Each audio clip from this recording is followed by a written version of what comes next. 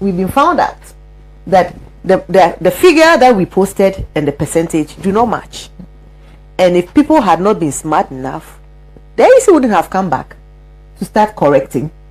So I do not think that it was an inadvertent mistake.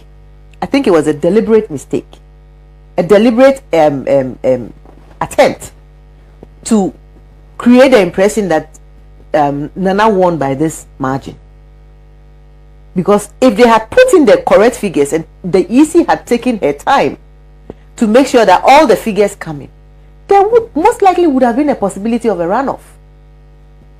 But she was in a hurry to avoid a runoff, and so she ran to go and announce it. There was no law that said she should announce the election in 24 hours. She put the time limit on herself, and she needn't have done that. But they were trying to avoid a runoff, and they were trying to also create the impression that, oh, even the gap that they got in 2016 is even wider. In 2016, I think that NDC was taken off guard. And if you realize, that's why this time it took long for the AC to announce it. In 2016, if I'm right, by 1 a.m., they had held a press conference and had announced themselves winners. Do you understand? Before the EC even came. 1 a.m. This election, as at 3 a.m., I was still at Prom Prom. Collation was still ongoing. I even did a live video around 1 a.m. So in 2016, how did all the results come in at 1 a.m. for them to hold a press conference and announce the winner? NDC lost guard.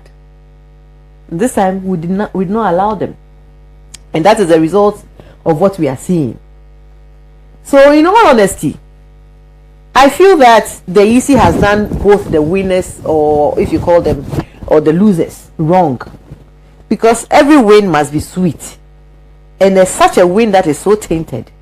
You know, I went to Mamobi Market yesterday, and a few of them were wearing t-shirts, and the market women were actually insulting them. You've stolen the election, you've stolen the election, and whether they like it or not, they're going to be tainted. I see they have put their transition team together. Whether they can go ahead and put it, whether they like it or not, the people know in their hearts who their president is, the people's president that they elected, John Dramani Mahama, and not the EC's president that was selected, Nana Addo Dankwa Akufo-Addo.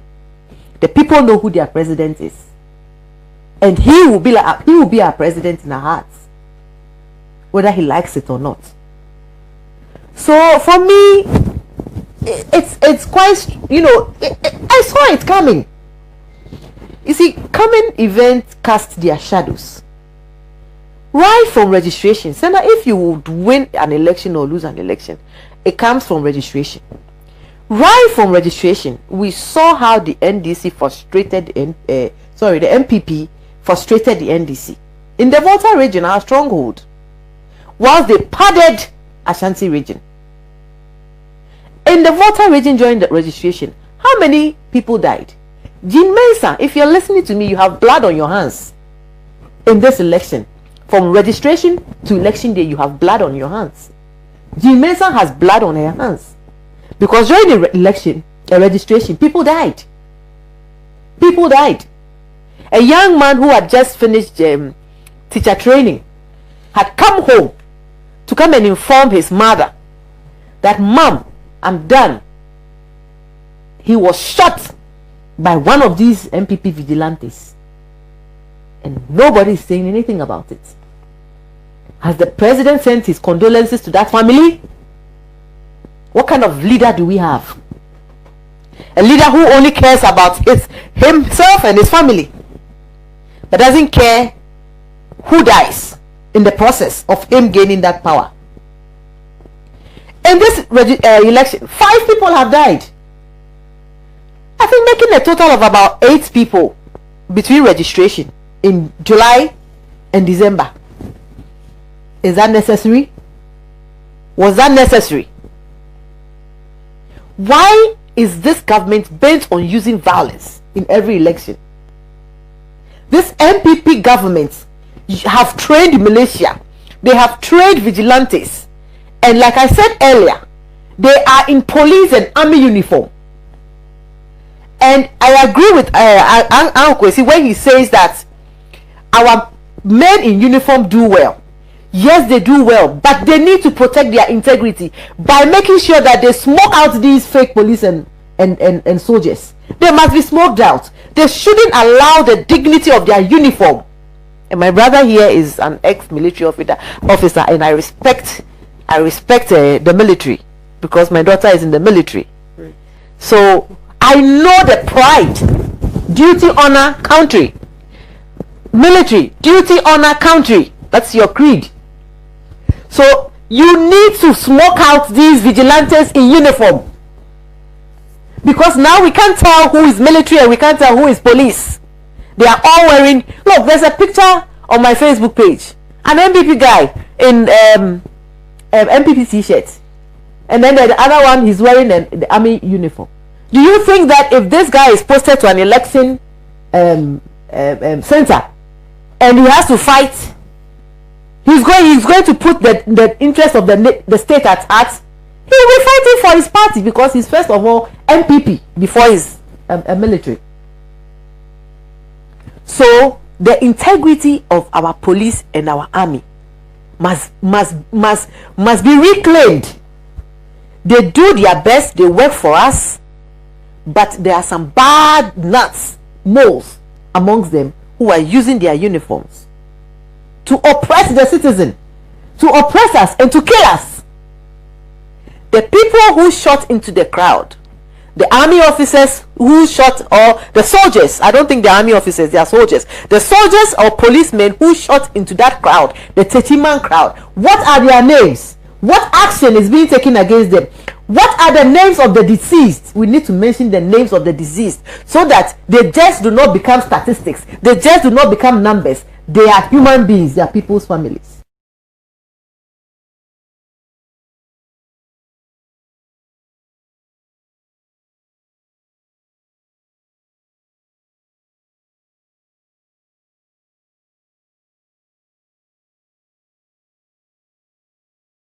Parliamentary elections. Actually, Boem was. I think there's an area they could. Which do you remember? But you remember there was a press release like that. An area they call the Guan district. Exactly. On the eve of election, the EC knew that elections was about to happen, and they disenfranchised these people.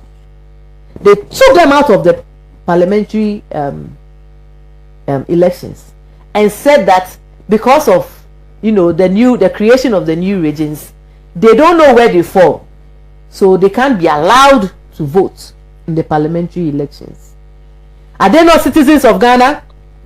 Isn't every citizen, according to the constitution, entitled to vote if you are 18 years of age?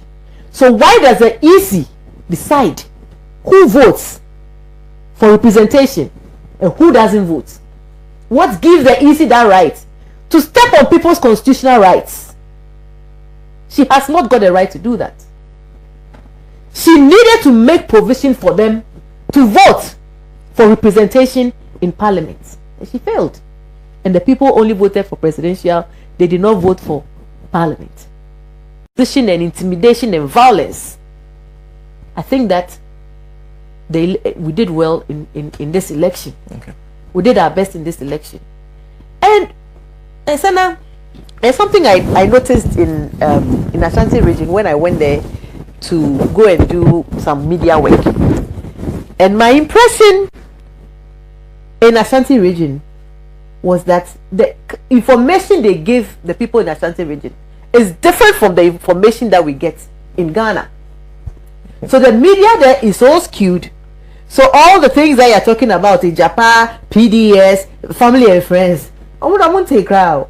The people in that region are only told what they want, the government wants them to hear. So the media makes sure that the information they put out there is different from what is actually happening on the ground. So the media in Ghana have a lot of work to do to ensure that this our young democracy is maintained. The media, as journalists, they are supposed to investigate. They are supposed to, bring out the ills of government. But this media rather, facilitates the ills of government and covers them up. They have become reporters. They only go on people's Facebook pages and report there. What happened to real work that must be done to ensure that as the fourth realm of the estate, our democracy is preserved? So for me, I think that going forward, the EC must ensure that whatever grievances that the NDC has, to maintain their integrity, they must address those grievances. The figures are too conflicting. Okay. They must address, and to my fellow NDC people, I've received a lot of calls too. We are fighting for you. You stood by us. You voted in this election. You believed in us. Just be patient. This fight is not over. This fight is not over. And like Kwesi Pratt said, we have